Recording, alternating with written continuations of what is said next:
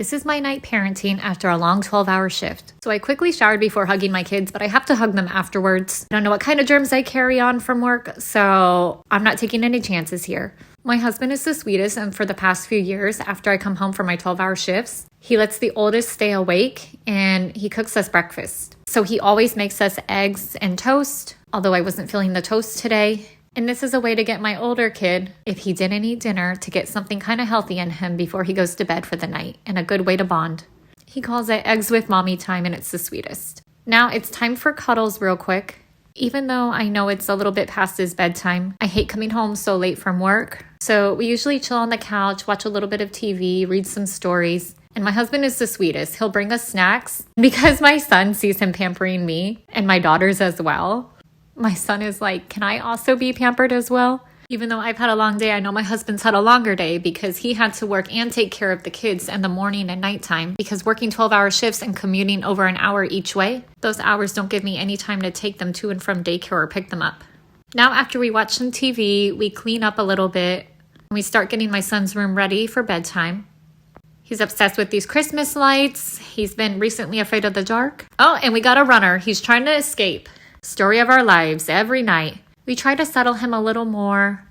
We put on all the lights to make him feel comfortable because he's recently been really scared of the dark. So I got him all these cool things off Amazon. So we'll read some stories for a little bit. It's also a nice way to unwind right before bedtime. And as a parent, you know, if it starts with one story, it usually starts as one and ends in 3 because they keep demanding story after story. Sometimes working these 12-hour shifts really isn't conducive to family life just on the days I work.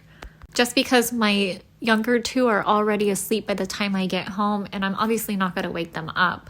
I go in and give them a kiss right before I go to bed, but I'm not trying to wake up a baby and a toddler at the same time.